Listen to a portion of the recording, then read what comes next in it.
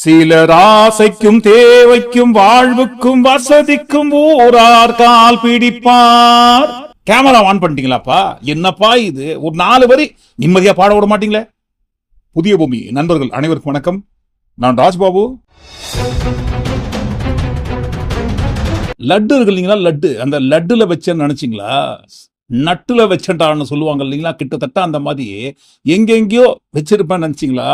சோஃபாவில் வச்சிருக்கோம். சோஃபாவில் சினிமாவில தான் பாருங்க இது போன்ற காட்சிகளை சட்டமன்றத்தில் பார்த்திருப்போம். ஆனால் சினிமாவே மிஞ்சக்கூடிய வகையிலான காட்சிகள் சட்டமன்றத்தில் இன்றைக்கு நடந்த சம்பவம். அடடா அடடா அடடா அடடா. அது குறித்து தான் பாருங்க ஒட்டுமொத்தமா வீடியோ ஆதாரங்களோட இன்றைக்கு பார்க்க போறோம். அதற்கு முன்பாக நண்பர்கள் யார் யார் சப்ஸ்கிரைப் பண்ணாமல் இருக்கீங்களோ சப்ஸ்கிரைப் செய்து புதிய பூமிக்கு ஆதரவு தருமாறு கேட்டுக்கொண்டும் இந்த காணொலியை முழுமையாக பொறுமையாக பார்க்க வேண்டும் என்று அன்புடன் கேட்டுக்கொண்டும் இந்த காணொலிக்குள்ள போயிடுவோம். திரைப்படத்துல எப்பவுமே வருகின்ற கிளைமேக்ஸ்ல தான் வரும். ஆனா பாருங்க இந்த திரைப்படத்தோட கிளைமேக்ஸை நம்ம முதல்லயே சொல்லிடுவோம். சட்டமன்றத்தில் இன்றைக்கு நடைபெற்ற நம்பிக்கை வாக்கெடுப்பில் என்ன நடந்தது, கிளைமேக்ஸ் சுருக்கமா சொல்லிடுவோம். திரு சி ஜோசப் விஜய் அவர்களை முதலமைச்சராக கொண்ட அமைச்சரவை மீது இப்பேரவை தனது நம்பிக்கையை தெரிவிக்கிறது என்னும் தீர்மானம் பேரவையின் முடிவுக்கு விடப்பட்டு வாக்குகள் பின்வருமாறு எண்ணி கணிக்கப்பட்டன. தீர்மானத்தை ஆதரித்தோர் 144, தீர்மானத்தை எதிர்த்தோர் 22, நடுநிலை வகித்தோர் 5. தீர்மானத்தை ஆதரித்தோர் அதிகமாக இருப்பதால் மாண்புமிகு முதலமைச்சர் அவர்களின் தீர்மானம் நிறைவேறியது, வெற்றி பெற்றது. மாண்புமிகு முதலமைச்சர் அவர்களின் தீர்மானம் வெற்றி பெற்றது என பேரவைக்கு அறிவிக்கிறேன். சோ ஆதரவு 144. இதுல எதிர்ப்பு, நடுநிலை, பங்கேற்காமல் போன நம்பர்ஸ் எல்லாம் இருக்கட்டும் ஒரு ஓரமா. ஆதரவு 144. எப்படி 144 வந்ததுங்க? ஊரு 2 பட்டா கூத்தாடிக்கு கொண்டாட்டம்னு சொல்லுவாங்க இல்லைங்களா? கிட்டத்தட்ட அந்த மாதிரி தான் பாருங்க ஒரு வகையில இந்த நம்பர் ஏறினது. நேற்றைய தினம் பதிவிட்ட காணொலியில் அதிமுக 2 அணியாக சண்டை போட்டு பிரிஞ்சு போனதை குறித்து விரிவாக பதிவு பண்ணிட்டோம். நண்பர்கள் அந்த காணொலியை பார்க்காம இருந்தீங்கன்னா கண்டிப்பா இந்த வீடியோக்கு கீழே டிஸ்கிரிப்ஷன்ல கொடுக்குறோம். பார்க்காத நண்பர்கள் தயவு செய்து பாருங்க. அந்த வீடியோலயும் நம்ம சொல்லியிருந்தோம், சி.வி. சண்முகம் இல்லத்திற்கு முதலமைச்சர் விஜய் அவர்கள் இன்னும் சற்று நேரத்தில் வருகை தரவிருக்கிறார்னு ஃபிளாஷ் நியூஸ் போயிருக்குதுன்ட்டு சரி வழக்கம் போல தகவலா இருக்கும்னு நினைச்சு பார்த்தா உண்மைங்க, போயிட்டாரு. நேற்று மாலை சி.வி. சண்முகம் இல்லத்திற்கு போயிருக்காரு. அங்கு வேலுமணியும் இருந்திருக்காரு. தனியாக பிரிந்து வந்த அணியினர் யார் யாருன்ட்டு வரிசையா அறிமுகம் பண்றாங்க சிஎம் சார் கிட்ட. இதை குறிப்பிட்டுதான் சொல்றது ஊரு 2 பட்டா கூத்தாடிக்கு கொண்டாட்டம். அதிமுக கட்சியில சண்டை போட்டுட்டு 2 அணியா பிரிஞ்ச ஒரு அணியை இன்றைய தினம்தான் நம்பிக்கை வாக்கெடுப்பு நடந்தது. ஆனால் அதற்கு முன்னதாகவே சண்டை போட்டுட்டு தனியா பிரிந்த அதிமுக அணியை முதல்வர் அவர்கள் சந்தித்தது இதுவே அரசியல் வரலாற்றில் முதல் முறையாக இருக்கும் என்று நினைக்கிறோம். இந்த இடத்துல சி.வி. சண்முகம் இல்லத்திற்கு சிஎம் சார் வருகை தருவதற்கு முன்பாகவே சோஃபா இருக்கு இல்லைங்களா? சோஃபா 2 பெரிய பெரிய சோஃபா உள்ள போயிருக்குது, எடுத்துன்னு போயிருக்கிறாங்க. எதுக்கு கொண்டு போனாங்க, ஏன் கொண்டு போனாங்க, யாருக்கு கொண்டு போனாங்க, அந்த சோஃபாக்குள்ள என்ன இருக்கு? என்னப்பா இது சோஃபாக்குள்ள என்னப்பா இருக்கும்? பஞ்சு இருக்கும், இல்லைன்னா ஸ்பாஞ்சு இருக்கும், ஸ்பிரிங்கு இருக்க போகுது, கட்டை இருக்க போகுது, காடா துணி இருக்க போகுது. இதை தாண்டி சோஃபாக்குள்ள என்ன இருக்கும்? இருக்குதே, சோஃபாக்குள்ள இருக்குதுல்ல, அந்த சோஃபாக்குள்ள ஏதோ ஒரு மர்மம் இருக்குது. அந்த மர்மம் வெடித்து இன்றைக்கு சட்டமன்றம் வரைக்கும் வந்து விட்டது. சோஃபா அரசியல் மாற்றம்னு சொன்னாங்க இல்லைங்களா? இதுதான் மாற்றம். இதுக்கு முன்பாக புஷ்பா படத்துல சோஃபா அரசியல் எல்லாம் பண்றத படத்துல பார்த்திருப்போம். ரியலா பார்க்கணும். இதுக்கு பேர் தான் மாற்றம். இந்த மாற்றத்துக்கான அறிகுறி சட்டமன்றத்திலே வந்துச்சுங்களே. அந்த கட்சி தலைவர் திரு டிடிவி தினகரன் சொன்னது என்ன தெரியும்? சொன்னாரு, ஆட்சிக்கு வர்றதுக்கு முன்னாடியே குதிரை பேரத்துல ஈடுபடுறாங்கன்னு சொன்னாரு. நேற்று சொல்லியிருக்காரு, மாற்றம் மாற்றம்னு சொன்னீங்க, இது மாற்றம் இல்ல துர்நாற்றம் அப்படின்னு சொல்லியிருக்கிறார். அடுத்து அதே பாஜக தலைமையிலான என்டிஏ கூட்டணி இருக்கக்கூடிய பெரிய கட்சியான அதிமுக இன்னைக்கு கிட்டத்தட்ட 2 பிளவுபட்டிருக்கு. பிளவுபட்ட ஒரு குரூப் உங்களுக்கு ஆதரவு தெரிவிச்சிருக்கிறாங்க. அடுத்து நடந்த இன்சிடென்ட் தான் மிகப்பெரிய ஒரு ட்விஸ்ட். பிளவுபட்ட குரூப்ல இருக்கக்கூடிய ஒரு தலைவரோட வீட்டுக்கு ஒரு புது சோஃபா போகுது. சோஃபா பின்னாடியே புது முதலமைச்சரும் அந்த வீட்டுக்கு போறாரு. புதுமையான ஆட்சின்னு சொன்னீங்க. இன்னைக்கு புஷ்பா பட பாணியில ஆட்சி நடந்துகிட்டு இருக்கு. இதற்கு முன்பாக அதிமுக கட்சி கூவத்தூர் பஞ்சாயத்து தான் பெரிய அளவுல போயிருந்தது. அந்த கூவத்தூர் பஞ்சாயத்தை பீட் பண்றதுக்கு இதுவரைக்கும் எந்த சம்பவம் நடக்கல. ஆனா பாருங்க இன்றைக்கு நடந்து கொண்டிருக்கும் இந்த அரசியல் கூவத்தூரையே மிஞ்சுகின்ற அரசியல், புஷ்பா படபாணி அரசியல். தேர்தல் நேரத்துல ஊழல் சக்தின்னு சொன்னீங்க. ஆனா இன்னைக்கு சோசியல் மீடியால மக்கள் உங்களை பார்த்து கேள்வி கேட்க ஆரம்பிச்சுட்டாங்க. என்ன கேட்கறாங்க தெரியுமா? அந்த ஊழல் சக்தியோடு சேர்ந்து இருக்கக்கூடிய ஆளுங்கட்சிய இப்ப என்ன சக்தின்னு கூப்பிட போறாங்க. கிளீன் கவர்மெண்ட் சொன்னாங்க. இதுதான் உங்க கிளீன் கவர்மெண்ட் லட்சணமானு மக்கள் கேட்க ஆரம்பிச்சிட்டாங்க. இப்படி நீங்க கூவத்தூரையும் மிஞ்சுற அளவுக்கு அடிக்கிற கூத்த பார்க்கும் போது இந்த அரசு எத்தனை நாளைக்கு நீடிக்க போகுதுன்னு மக்களுக்கு அந்த சந்தேகம் வர ஆரம்பிச்சிருச்சு. முதல் கோணல் முற்றிலும் கோணல்ன்ற மாதிரி உங்க நடவடிக்கை எல்லாமே இன்னைக்கு மீம் கண்டென்ட்டா மாறிடுச்சு. ஏங்க என்னங்க இதற்கு முன்பாக யாருமே இந்த மாதிரிலாம் பண்ணது இல்லையா? இல்லைங்க, சோஃபா வழியாக அரசியல் செய்தி யாரும் பார்த்தது கிடையாது. சினிமாவில் வேணா பார்த்துருக்கலாம், ஆனா இப்பதான் ஃபர்ஸ்ட் டைம் பார்க்கிறோம். அது கூட எதுக்காக இந்த சோஃபா அரசியல்லாம் ரொம்ப பெரிய அளவில் பேசப்படுகிறது என்று சொன்னால், நம்ம பேசியது அந்த மாதிரி எல்லா இடத்துலயும் ஊழல் நிறைந்து போய் விட்டது. எல்லாரும் பாருங்க ஊழல் நிறைந்த கட்சிகள், ஒருத்தர் கூட பாருங்க ஒழுங்கு கிடையாது. ஆனா நான் வந்தேன்னா திமுக ஒரு தீய சக்தி. என் நெஞ்சில் குடியிருக்கும் ஈரோடு மக்களே, டிவிகே ஒரு தூய சக்தி. எப்படி? டிவிகே ஒரு தூய சக்தி. தன்வினை தன்னை சுடும்னு கேள்விப்பட்டிருப்போம் இல்லைங்களா?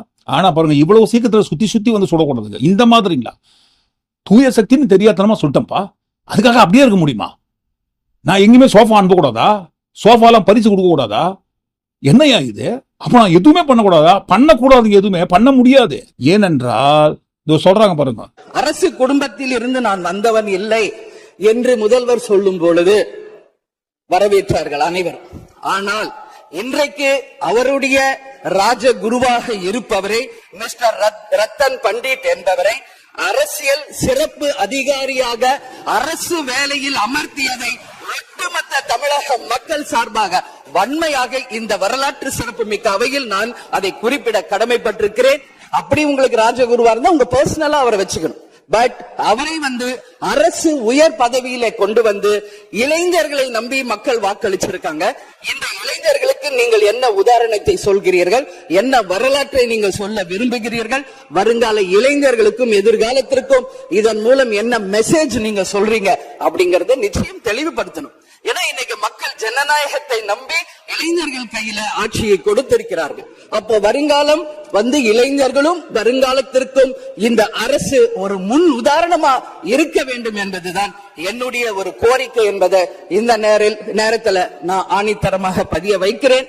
இந்த மாதிரி கேள்வி கேட்டதற்கு பிறகு நம்ம சிஎம் சார் மனசுக்குள்ள என்ன ஓடும்னா, என்னப்பா இது, எல்லாரோட நான் தானே பெரிய போஸ்டிங்ல இருக்கிறேன், சிஎம் எம்எல்ஏ மினிஸ்டரை காட்டிலும் என்னோட போஸ்டிங் தானே பெரிய போஸ்டிங். அப்படி இருக்கும்போது நான் எதுவுமே செய்யக்கூடாதா? எனக்கு எதுவும் அதிகாரம் கிடையாதா? எனக்கு ஜோசியம் பார்த்திருந்த ஒருத்தருக்கு நான் அரசாங்க உத்தியோகம் கொடுத்து என் பக்கத்திலே வச்சுக்கிறதுக்கு நினைக்கிறேன். என்ன இப்போ அது பண்ணக்கூடாதா? பண்ணக்கூடாதுங்க. நம்ம இஷ்டத்துலாம் பண்ண முடியாது. ஏதாவது பண்ணணும்னு சொன்னா ஒரு அர்த்தம் இருக்கணும். ஜோதிடருக்கு எதுக்காக அரசாங்க உத்தியோகம்? நேருக்கு நேரா முகத்துக்கு நேரா அந்த மாதிரி கிழிப்பாங்கன்னு யாருமே எதிர்பார்த்துக்க மாட்டாங்க. அது மட்டும் கிடையாதுங்களே. என்னப்பா இவ்வளவுதானா? வேற யாராவது இருக்காங்களா இந்த ஜோதிடரை பத்தி கேள்வி கேட்குறது? இருக்காங்களே. அதோ நமது அரசு ஜோதிடம், பில்லி சூனியம் போன்ற மூட நம்பிக்கைகளுக்கு எதிரான நம்பிக்கைகளுக்கு இடம் தராமல் அறிவியலை வளர்க்கும் திட்டங்களுக்கு முன்னுரிமை கொடுக்க வேண்டும் என்று நான் விடுதலை சிறுத்தைகளின் சார்பில் கோரிக்கை வைக்கின்றேன். அறிவியலார்ந்த மனிதநேயம், ஆய்ந்து தெளிந்த சீர்திருத்தம். சொல்லுங்க, கொஞ்சம் பேச விடுங்களேன். அறிவியலார்ந்த ஒவ்வொரு குடிமகனின் கடமையாக இந்திய அரசியலமைப்பு சட்டம் உறுப்பு 51A வரையறுக்கிறது. எனவே கர்நாடகம் மற்றும் மராட்டியத்தில் இருப்பது ஒன்று மூட நம்பிக்கைகளுக்கு எதிரான சட்டத்தை கொண்டு வர வேண்டும் என்று விடுதலை சிறுத்தைகளின் சார்பில் வலியுறுத்துகின்றோம். பயம், ஜோதிடரை தொடர்ந்து எங்க பில்லி சூனியம் வைக்கிறவங்க எல்லாம் கொண்டு வந்து உள்ள உட்கார வச்சிட போறீங்களோ அப்படின்ற ஒரு பயத்தின் காரணமாகத்தான் சுத்தி சுத்தி சுத்தி சுத்தி சுத்தி வந்து கேள்வி கேட்கறாங்க. அது மட்டுமா, ஜோதிடரை குறித்து அந்த கிழிச்ச அடுத்த நொடி முகமூடி நீங்க சொன்னீங்களேங்க, முகமூடி போட்டுன்னு யாரையும் போய் நான் பார்க்க மாட்டேன்னு சொல்லி வரவேற்கத்தக்கது, நல்லது தாங்க. ஆனால் உங்க வீட்டுக்கு முகத்தை மறைத்து கொண்டு வந்த அந்த நபர் யார்? எதுக்காக முகத்தை மூடின்னு போனாது? இதுக்கெல்லாம் நீங்க பதில் சொல்லணும்னு கேக்குறாங்க. முதலமைச்சர் அன்னைக்கு சொன்னாரு, இங்க முகமூடி யாரும் செல்ல வேண்டிய அவசியம் இல்லை, அனைவருக்கும் ஒரு வெளிப்படையான ஆட்சிதான் செய்வோம் என்று. அப்படி இருக்கையில் முதல்வர் அவர்களை சந்திக்க யார் முகத்தை மூடிக்கொண்டு அன்று வாகனத்தில் சென்றார்கள் என்பதை நிச்சயமாக மக்களுக்கு தெரியப்படுத்த வேண்டும் என்பதை இந்த நேரத்திலே நான் கேட்டுக்கொள்கிறேன். ஏன்னா அதற்கு காரணம் குதிரை பேரம் என்றால் இதைவிட ஒரு தலைகுனிவு இந்த வரலாற்று சிறப்புமிக்க அவையில் எதுவுமே கிடையாது. நிச்சயம் முதல்வர் அதற்கு பதில் சொல்வார் என்று நான் எதிர்பார்க்கிறேன். என்னப்பா இது? இதுக்கு முன்னாடி என் வீட்டுக்கு யார் வராங்க யார் போவாங்க நீங்க கேட்க மாட்டீங்களா? இப்ப மட்டும் ஏன் கேக்குறீங்க? என் இஷ்டத்துக்கு ஒரு ஜோசியர் தான் வச்சுக்க முடியாது, அதுக்காக என் வீட்டுக்கு முகத்தை கூட மூடி யாரும் வரக்கூடாதா? வரக்கூடாதுங்க. இதற்கு முன்பாக வேண்டுமானால் வரலாம். புரோட்டோகால் இருக்கு இல்லைங்களா, அந்த புரோட்டோகால் ஃபாலோ பண்ணினே வரும். சிஎம் வீட்டுக்கு வரவங்க முகத்தை மூடி யார் வராங்கன்ட்டு பதில் சொல்லி ஆகணும். முதல்ல முகத்தை மூடி கொண்டு வருவதற்கு என்ன அவசியம்? அப்போ இதற்கு பின்னணியில் குதிரை பேரம் நடந்திருக்கிறதான்னு கேட்பாங்க இல்லைங்களா? அந்த குதிரை பேர வரிசையில் இன்றைக்கு அதிமுகவும் சேர்ந்து விட்டதுன்னு சொல்றாங்க. இதுக்கெல்லாம் பதில் சொல்லணும். எதுக்கு நான் பதில் சொல்லணும்? ஏங்க எல்லாரோட அந்த சட்டமன்றத்தில் நான் தானே பெரிய போஸ்டிங்ல இருக்கிறேன், நான் ஏன்பா பதில் சொல்லணும்? அப்படிலாம் சொல்ல முடியாதுங்க. அப்படிலாம் பதில் சொல்ல முடியாதுன்ட்டு சொல்லணும். ஆனா சொல்லுவாரா? சொல்ல மாட்டாரு. ஆனா பாருங்க, ஒரு நல்ல விஷயம் நடந்திருக்கு. ஜோதிடருக்கு எதற்காக அரசாங்க உத்தியோகம்? உங்களுக்கு தேவைன்னா பர்சனலா நீங்க அவரை அப்பாயிண்ட் பண்ணிக்கோங்க அப்படின்னு சொன்னதை அடுத்து அவரை பாருங்க வேலையிலிருந்து தூக்கிட்டாங்க. 24 மணி நேரத்துக்குள் கடும் எதிர்ப்புக்கு பணிந்தது தாவேகா அரசு. முதலமைச்சர் விஜயன் ஆஸ்தான ஜோதிடர் ரத்தன் பண்டிட் அரசு பணி நியமனம் ரத்து. இதெல்லாம் நமக்கு தேவைதானா? வந்த கையோடவே போடுற ஆர்டரை வாபஸ் வாங்குற அளவுக்கு தேவையில்லாத ஆர்டர் எல்லாம் போடுறது நமக்கு தேவைதானா? இப்போ இந்த தேவையில்லாத ஆர்டர்லாம் இவர் போடுறது கூட இருக்கட்டும். ஆனா பாருங்க, ஜோதிடருக்கு எப்படி தெரியாம போச்சு இது? எல்லாத்தையும் விரல் நுனியில் வைத்துக் கொண்டு பின்னாடி நடக்க போறத முன்னாடி கணித்து சொல்லக்கூடிய அதி அற்புதமான சக்தி வாய்ந்த தியான சக்தியை உள்ளடக்கி வைத்திருக்கும் இந்த ஜோதிடருக்கு எப்படி இதெல்லாம் முன்கூட்டியே தெரியாம போச்சு? என்னங்க, எனக்கு அரசு உத்தியோகமா வேண்டாங்க, பிரச்சனை வருங்க. என்ன ஒருவேளை கொண்டு போயிட்டு அரசாங்க உத்தியோகத்துல உட்கார வச்சீங்கன்னா இதனால உங்களுக்கு கடுமையான எதிர்ப்புகள் வரும். நீங்க நிறைய பேருக்கு பதில் சொல்ல வேண்டியது இருக்கும். மறுபடியும் பாருங்க, எனக்கு கொடுத்த உத்தியோகத்தை புடுங்கி என்ன வேலை விட்டு தூக்கக்கூடிய நிலைமை வரும். உங்களுக்கும் தேவையில்லாது எனக்கும் ஆசைங்க, வேண்டாங்க அப்படின்ட்டு முன்னாடியே இதெல்லாம் ஞான திருஷ்டியில ஜோதிடத்துல கணிச்சு சொல்ல முடியலையோ? ஏன்னா பாருங்க, யாருக்கிட்டையுமே இல்லாத பயங்கரமான தியான ரகசியம் என்கிட்ட இருக்கு. அதை மட்டும் நான் உலகத்துக்கு கத்து கொடுத்துட்டேன்னா அவங்களை யாராலும் அசைக்க முடியாது. அந்த அதி அற்புதமான தியான ரகசியம் கெட்டவங்க கைக்கு போயிடுச்சுன்னா அவன் உலகத்தையே ஆட்டி படைப்பான், யாராலும் தடுக்க முடியாது. அதனால பாருங்க, அவங்க ஜாதகத்தை பார்த்து நல்லவனா கெட்டவனான்னு ஆராய்ச்சி பண்ணிட்டு தான் நல்லவராக இருக்கிற பட்சத்தில் கத்துக் கொடுப்பேன். ஆனா சும்மா கத்துக் கொடுக்க மாட்டேன். நான் கத்துக் கொடுக்கிற அந்த தியான ரகசியத்துல நீங்க எந்த அளவுக்கு முன்னுக்கு வரீங்களோ அதுல இருந்து எனக்கு 10% வேணும்ட்டு இந்த சதுரங்க வேட்டை ஸ்கேம் மாதிரி பேசினாரு. ஆனா இது ஒரு கெட்டவன் கைக்கு போயிடுச்சுன்னு வச்சுக்கோங்க, அவனை ஒரு அரசாங்கமே நினைச்சாலும் தடுத்து நிறுத்த முடியாது. அவன் ஜெயிச்சுட்டே தான் இருப்பான். ஒரு கெட்டவன் இந்த தியானத்தை, நான் சொல்லித்தர தியானத்தை தெரிந்து கொண்டால் அவனை ஜெயிக்கவே முடியாது. அப்ப என்னுடைய ஐடியா, உங்கள் ஜாதகத்தை பார்த்துட்டு தான் இதை நான் உங்களுக்கு சொல்லி தருவேன். அதே மாதிரி உங்களுடைய வெற்றியில 10% நீங்க எனக்கு கொடுக்கறதா இருந்தா தான் சொல்லி தருவேன். உங்களை 10 மடங்கு 15 மடங்கு நான் ஏன் ஜெயிக்க வைக்கணும்? உண்மையாலுமே நண்பர்களே, யாருக்குமே தெரியாத வெற்றி ரகசியம் எனக்கு தெரியும். இது ஒரு எக்ஸ்ட்ராடினரியான பாத். இதுல யாராவது கெட்டவங்க வந்தானா ஆபத்தா போயிடும். உலகத்தையே ஆட்டி படைக்கக்கூடிய சக்தியை ஒருத்தருக்கு கற்றுக் கொடுக்கும் வித்தையை கையில வச்சு நிக்கிற உங்களுக்கு எப்படிங்க இது தெரியாம போச்சு முன்கூட்டியே? ஐயா, எனக்கு வேண்டாயா, பெரிய பிரச்சனை நீங்க ஃபேஸ் பண்ண வேண்டியது. எனக்கு அசிங்கம். கொடுத்த வேலையை நீங்க புடிங்கிட்டீங்கன்னா எனக்கு அசிங்கம். அக்கம் பக்கத்துல இருக்கவங்க எல்லாம் என்ன பார்த்து என்ன நினைப்பாங்க? எனக்கு இந்த வேலை வேணான்னு முன்னாடியே ஏன் சார் தடுக்கல? இப்ப புரியுதுங்களா? இதற்கு பெயர் நம்பிக்கை கிடையாது, மூட நம்பிக்கை. இந்த மூட நம்பிக்கையை வளர்க்க கூடாது. விட்டா பில்லி சூனியம் எல்லாம் உள்ள வந்துடும், அதுக்கெல்லாம் நீங்க இடம் கொடுக்காதீங்கன்னு ஏன் சட்டமன்றத்திலேயே அந்த கிழி கீழ்ச்சாங்கன்ட்டு முதலமைச்சரோட சிறப்பு அதிகாரியாக ஒருவரை நியமனம் செய்ய வேண்டும் என்று சொன்னால் படிச்சுட்டு வேலை இல்லாம எவ்வளவு பேர் இருக்காங்க. அதுல இருந்து ஒருத்தரை செலக்ட் பண்ணி வேலை கொடுங்க. யாரு வேண்டாம்னு சொன்னாங்க? அதை விட்டு உங்களுக்கு ஜோதிடம் பார்த்தவர் என்கின்ற ஒரு காரணத்துக்காக அவரை கூடவே வச்சு அரசு உத்தியோகம் கொடுக்கணும்னு சொன்னா எப்படிங்க? கேட்பாங்க இல்லைங்களா? கேட்டாங்க. இன்றைக்கு பாருங்க, 24 மணி நேரத்துக்குள்ள போட்ட ஆர்டர் வாபஸ். இதுக்கே எப்படின்னா, இவரை குறித்து வேற ஒரு வீடியோல, ரிக்கி ரத்தன் பண்டிட் வெற்றிவேலை குறித்து வேற ஒரு வீடியோல சொல்றோம்னு சொல்லியிருந்தோம் இல்லைங்களா? அதுக்கு தேவைப்படாது. அரசாங்க உத்தியோகத்திலிருந்து தூக்கி வெளியே போட்டாங்க இல்லைங்களா? அதனால இந்த காணொலியில் சுருக்கமா சொல்லிடலாம். இவர் மீது ஒரு கொலை வழக்கு இருக்கு, கொலைப்பழி இருக்கு.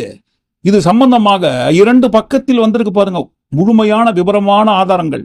மறைந்த முன்னாள் முதல்வர் ஜெயலலிதா அவர்களின் ஆஸ்தான ஜோதிடர் நான் தான் சொல்லி, அவங்க சொல்லல, அவங்க ஜோதிடர் நான் தான் சொல்லி இவர் தான் ஊரா சுத்தினுக்காரு. அதனால தான் பாருங்க, போடும்போது கூட ஹெட்டிங்ல ஜெயலலிதா அவர்களின் ஜோதிடர் அப்படின்னு சொல்லியே தான் நியூஸ் போட்டிருக்காங்க. ஜெயலலிதா அவர்கள் இருந்த வரைக்கும் அந்த அம்மாவோட பேரை சொல்லி இவர் என்னென்னமோ ஏடாகூடமா பண்ணிட்டாருன்ட்டு இவர் தலைமறைவாயிட்டாரு. இந்த ஸ்டேட்டை விட்டு ஓடி எங்கேயோ போய் பதுங்கின்றாரு. ஜெயலலிதா அவர்கள் இறந்ததற்கு பிறகுதான் பாருங்க, தலைமறைவா இருந்தவர் வெளியே வராது, தமிழ்நாட்டுக்குள்ள வராது. அப்படி வரும்போது வர வழியில் தான் பாருங்க, சாதாரண வெற்றிவேலாக இருந்தவர். அவரு ஊத்துக்குழி வெற்றிவேலாம அவர் பேரு. ஊத்துக்குழி வெற்றிவேலாக இருந்தவர் வர வழியில பாருங்க, ரிக்கி ரத்தன் பண்டிட்னு பேரெல்லாம் கடன் வாங்கி சுத்தின்னு தமிழ்நாட்டுக்கு வந்து சேர்றாரு. ரிக்கி ரத்தன் பண்டிட் வெற்றிவேல் என்கின்ற பெயரோடு. சோ கொலை வழக்கு உட்பட நாங்க சொல்றோங்க, மறுபடியும் சொல்றோம், பத்திரிகை ஆதாரம் சொல்லுது. அந்த பத்திரிகை ஆதாரம் சொல்றபடி பார்க்கும்போது கொலை வழக்கு உட்பட இருக்கிற இந்த நபருக்கு தான் அரசாங்க உத்தியோகம். இது எப்படி இருக்கு? நம்பகத்தன்மைன்னு ஒண்ணு இருக்கு இல்லைங்களா? ஆரம்பத்திலேயே அந்த நம்பகத்தன்மை கிடக்கூடிய வகையிலான ஆர்டர்லாம் போட்டு 24 மணி நேரத்துக்குள்ள வாபஸ்லாம் வாங்கினீங்கன்னா இதற்கு பிறகு எந்த ஆர்டரை போட்டாலும் என்னப்பா இது சரியா இருக்கா இல்ல முன்ன மாதிரி ஏதாவது வில்லங்க இருக்குமா செக் பண்ணுங்கன்னு எல்லாத்தையும் செக் பண்ணிட்டு இருப்பாங்க. கண்ணில் விளக்கெண்ணெய் ஊத்திக்கிட்டு. நல்ல வேலை இந்த விளக்கெண்ணன்னு சொல்லும் போதுதான் இன்னொரு விளக்கெண்ணெய் இன்னொரு விளக்கம் ஞாபகத்துக்கு வருது. விளக்கம் இந்த ஏன்பா அவங்களுக்கு ஆதரவு கொடுக்குறீங்கன்னு கேட்டதுக்கு சி.வி. சண்முகம் ஒரு பக்கம் சொன்னாரு பாருங்க. திமுகவும் அதிமுகவும் 2 பேரும் சேர்ந்து ஆட்சி அமைக்கிறதுக்கு ட்ரை பண்ணாங்க, அதுக்கு ஆதரவு எங்க கிட்ட கேட்டாங்க, அதனால பாருங்க தாங்க முடியாம நாங்க வெளியே வந்துட்டோம்ட்டு சம்பவம் நடந்து 10 நாள் பொறுத்து புதுச்சேரி ரெசார்ட்ல தங்கி இருக்கும் போதே சொல்லிருக்க வேண்டியதானே. பிரஸ் தான் பாருங்க சுத்தினே இருக்காங்களே, என்னங்க பிரச்சனை கேட்டுனே இருக்கிறாங்களே. பிரஸ்ஸை கூப்பிட்டீங்கன்னா ஒரு செகண்ட்ல வந்துட போறாங்க ஒட்டுமொத்தமா. அப்பயே போட்டு உடச்சிட வேண்டியதானே. பிரஸ் எல்லாம் கூப்பிட்டு ஐயா இந்த மாதிரி சதி பண்றாங்க 2 பேரும் சேர்ந்து, எங்களுக்கு அதுல உடன்பாடு இல்லை, நாங்க 25 பேர் தனியா பிரிஞ்சு வந்துடும் அப்பயே போட்டு உடச்சிருக்க வேண்டியதானே. ஏன் பூனை குறுக்க வந்துச்சுங்களா? சி.வி. சண்முகத்துக்கிட்ட கேட்டா இந்த மாதிரி சாக்கு சொல்லுவாரு தாவேகாவுக்கு தாவுவதற்கு. வேலுமணி சொல்றாரு பாருங்க, இதை இட்லின்னு சொன்னா சட்னிக்கும் நம்பாதுன்ற ஒரு வகையில வேமா சூசோ இல்லாத ஒரு விளக்கத்தை கொடுத்தாரு பாருங்க சட்டமன்றத்துல. நீங்களே பாருங்களேன். அம்மா அவரை கொண்டு வந்த 100 யூனிட் இலவச மின்சாரத்தை 200 யூனிட்டாக கொண்டு வந்த முதலமைச்சருக்கு நன்றி. அதே போல் பல்வேறு திட்டங்களை அம்மா அவர் கொண்டு வந்தார்கள். ஆகவே கண்டிப்பாக நிறைவேற்ற வேண்டும். இன்றைக்கு மக்கள் தீர்ப்பளித்து இன்றைக்கு முதலமைச்சருக்கு வாக்களித்துள்ளார்கள். அதற்கு நாங்கள் ஆதரவளிக்கிறோம். அதிமுக சார்பாக மாண்பு முதலமைச்சர் கொண்ட தீர்மானத்தை ஆதரவளித்து அமர்கிறேன். நன்றி, வணக்கம். பாத்துக்கோங்க, 100 யூனிட் ஏடிஎம்கே ஆட்சியில் கொண்டு வந்தாங்க, அதை டபுள் ஆக்கி 200 யூனிட் இப்ப கொடுக்குறேன்னு சொல்லிட்டாரு. வாழ்த்துக்கள். எங்க ஆதரவு ஃபுல்லா உங்களுக்கு தான். 25 எம்எல்ஏக்கள் சி.வி. சண்முகம் வேலுமணி எங்க அணியில இருக்கிறாங்க. அந்த 25 பேரும் உங்களுக்கு ஆதரவு கொடுத்துருவோம்னு சொல்லி ஆதரவு கொடுங்க, தப்பு கிடையாது. ஆனா பாருங்க, அந்த 100 யூனிட் 200 யூனிட் சொன்னீங்க இல்லைங்களா, டபுள் மடங்கு ஆகிட்டாங்கன்னு சொல்லி, அதுக்குள்ள என்னதான் இருக்குன்னு படிச்சாது பாத்தீங்களா? வாக்குறுதி கொடுத்தது என்னங்க? ஒவ்வொரு மாதமும் 200 யூனிட் கட்டணம் இல்லா மின்சாரம் வழங்கப்படும்னு வாக்குறுதி கொடுத்தாங்க. மாதத்திற்கு 200 யூனிட்டுகள் கட்டணமில்லா மின்சாரம் வாக்குறுதி புத்தகத்திலும் குறிப்பிட்டிருக்காங்க ஒவ்வொரு மாதம் என்று தெளிவாக. போற முதல் கையெழுத்தும் அதுதான் சொன்னாரு, கையெழுத்தும் போட்டாரு முதல் கையெழுத்து. ஆனால் கண்டிஷன் சப்ளைக்குள்ள கொண்டு வந்துதான் பாருங்க அந்த அரசாணை வெளியிடுகிறார். 500 யூனிட்டுக்குள்ள உபயோகப்படுத்துறவங்களுக்கு 200 யூனிட் இலவசம். 2 மாதத்திற்குள் 500 யூனிட்டுக்குள்ள எல்லாரும் யூஸ் பண்ண முடியுமா? யூஸ் பண்ணவே முடியாது. சோ 500 யூனிட்டுக்குள்ள யார் யூஸ் பண்றாங்களோ அவர்களுக்கு மட்டும்தான் இந்த திட்டம் பொருந்தும் என்று கண்டிஷன் சப்ளைக்குள்ள கொண்டு வந்துதான் பாருங்க அரசாணை வெளியிடுறாங்க. இதற்கு முன்பாக அனைவருக்கும் 100 யூனிட் கட்டணம் இல்லா மின்சாரம் கொடுத்திருந்தாங்க இல்லைங்களா, அதை குறித்து அந்த திட்டம் தொடருமா இல்லையா என்பதை தெளிவா குறிப்பிடவில்லை. ஆனா பாருங்க சட்டமன்றத்தில் பதிவு பண்றாரு, 100 200 ஆக்கி டபுள் மடங்காக்கி கட்டணம் இல்லா மின்சாரத்தை கொடுப்பதாக சொல்லிட்டாரு. வாழ்த்துக்கள்னு சொல்லி எப்படிங்க இந்த மாதிரி பேச முடியுது? அம்மா அவரை கொண்டு வந்த 100 யூனிட் இலவச மின்சாரத்தை 200 யூனிட்டாக கொண்டு வந்த முதலமைச்சருக்கு நன்றி கொடுங்க. ஆனா அந்த ஆதரவு கொடுப்பதற்கு முன்பாக முதல்வர் எதுக்காக உங்க வீட்டுக்கு வந்தாரு? நாங்க கேட்கல, எதிர்க்கட்சி தலைவர் கேட்கிறாரு. தமிழ்நாடு அரசியல் வரலாற்றில் மட்டும் கிடையாது, இந்திய அரசியல் வரலாற்றிலேயே நம்பிக்கை வாக்கெடுப்பு நடைபெறுவதற்கு முந்தின தினம் 2 அணியாக பிரிந்திருக்கும் ஒரு அணியை முதலமைச்சரே போய் பார்த்தது இதுவே முதல் முறை. தமிழ்நாட்டு வரலாற்றிலேயே முதன்முறையாக, இந்திய வரலாற்றிலேயே முதன்முறையாக ஒண்ணு நடந்திருக்கு. என்னன்னா, கட்சி தாவறதுக்கு முன்னாடியே அந்த குரூப் தலைவர் வீட்டுக்கு போய் இவ்வளவு ஓப்பனா அவங்களுக்கு இன்விடேஷன் கொடுத்தத இதுவரைக்கும் இந்தியாவில் யாருமே பார்த்தது கிடையாது. இத பார்த்துட்டு மக்கள் இன்னைக்கு என்ன தெரியுமா கேக்குறாங்க? சேஞ்சுன்னு சொன்னீங்களே, இந்த சேஞ்சுக்கு பின்னாடி மிகப்பெரிய எக்ஸ்சேஞ்ச் இருக்கோ அப்படின்னு மக்கள் சந்தேகப்படுறாங்க. அதுல வேற பாருங்க, அந்த சந்திப்பு நடைபெறுவதற்கு கொஞ்ச நேரத்திற்கு முன்பாக 2 பெரிய சோஃபா செட்டு வேற போயிருக்கு. அந்த சோஃபாக்குள்ள என்ன இருக்கு? என்ன இது வரைக்கும் இப்போதைக்கு எந்த மீடியாவை திறந்தாலும், மெயின் ஸ்ட்ரீம் மீடியாவை சொல்றோம், எந்த மெயின் ஸ்ட்ரீம் ஊடகத்தை திறந்தாலும் புகழ்பாடும் பிளாஷ் நியூஸ் தான் போயிருக்கு. ஒருவேளை இதற்கு முந்தின ஆட்சியில் நடந்திருந்தால் அடித்தொண்டையில கத்துவாங்க. சி.வி. சண்முகம் இல்லத்திற்கு மு.க. ஸ்டாலின் அவர்கள் செல்வதற்கு முன்பாகவே 2 பெரிய சோஃபாக்கள் வந்து இறங்கியதன் மர்மம் என்ன? அந்த சோஃபாவுக்குள் இருந்தது பணமா, டாலரா, பாத்திரமாச்சு பத்திரமா, அல்லது வைரங்களா, வைடூரியங்களா, தங்க கட்டிகளா? மர்மம் என்ன? இணைந்திருங்கள். இரவு 8 மணிக்கு பரபரப்பு. என்னென்ன பேசியிருப்பாங்க, மியூசிக்கை போட்டுட்டு நெகட்டிவ் எஃபெக்ட்லாம் கொடுத்திருப்பாங்க. இப்ப மட்டும் ஏன் எந்த சேனல்லையுமே என்னப்பாகுது அந்த சோஃபாலன்ட்டு ஒரே ஒரு கேள்வி கூட கேட்கல, நீங்க கேட்கல. அதனால தான் பாருங்க சட்டமன்றம் வரைக்கும் வந்துச்சு. என்னப்பா இது சோஃபா, புஷ்பா பட பாணி சோஃபா. அது மட்டுமா சினிமா பாணியில நம்பிக்கை வாக்கெடுப்பு நடந்து கொண்டிருக்கும் போது எடப்பாடி பழனிசாமி அவர்களின் நிலைப்பாடை குறித்து பேசினாரு.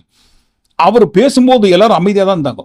பேசி முடிச்சதுக்கு அப்புறம் வேற யாராவது பேசணுமா, யார் பாது எந்திரிக்கிறது, சபாநாயகர் அவர்கள் கேட்கிறாரு, யார் பாது எந்திரிக்கிறது, வேலுமணி நீங்க பேசணுமா, பேசுங்க பேசுங்க பேசுங்க. அவரை பேசுவதற்கு அனுமதி கொடுத்த உடனே பாருங்க, என்னங்க இது, என்ன இது, எப்படி நீங்க அனுமதி கொடுப்பீங்க? அந்த கட்சியோட பொதுச் செயலாளர் நான் பேசி முடிச்சிட்டேன் இல்லைங்களா, ஒட்டுமொத்தமான உங்க கையெழுத்து போட்டு எனக்கு தான் ஆதரவு கொடுத்துருக்காங்கன்னு சொல்லிட்டேன் இல்லைங்களா, அப்புறம் எதுக்கு நீங்க அவரை பேச அனுமதிக்கிறீங்க? இல்லங்க, இதற்கு முன்பாக அவர் பேசினார் இல்லைங்களா, அப்ப நீங்க சும்மா தான் இருந்தீங்க, இப்ப மட்டும் நீங்க எதிர்க்கிறீங்கன்னு கேக்குறாங்க. வேண்டாங்க, அவர் ஏன் பேச விடுறீங்க? இல்ல நான் பேசுவேன், பேசியே தீருவேன்ட்டு சினிமால சண்டை போடுறத விட மோசமா சண்டை போடுவாங்க. அந்த குங்ஃபூ படத்துல சவுண்ட் வரும் இல்லைங்களா, கிட்டத்தட்ட அந்த மாதிரி தான்.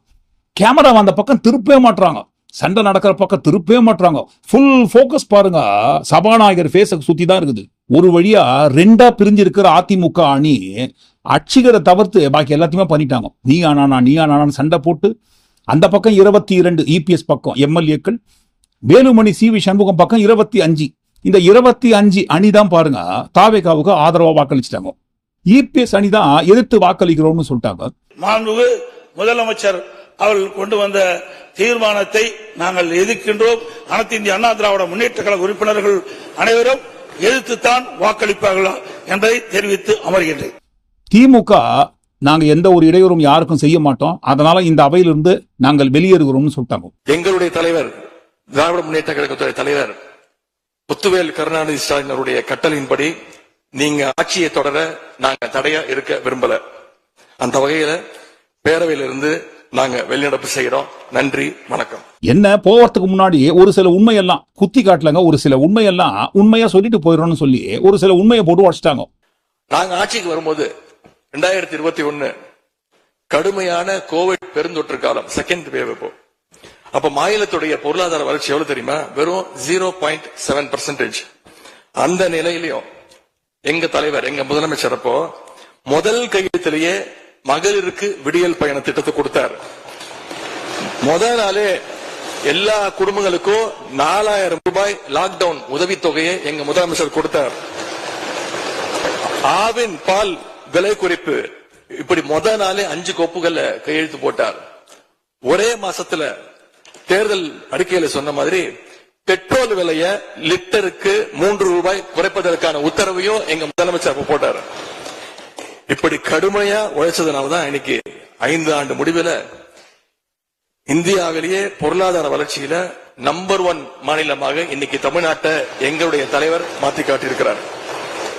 நாங்க நம்பர் 1 மாநிலமா மாத்திட்டு தான் ஆட்சியை விட்டு போயிருக்கோம்.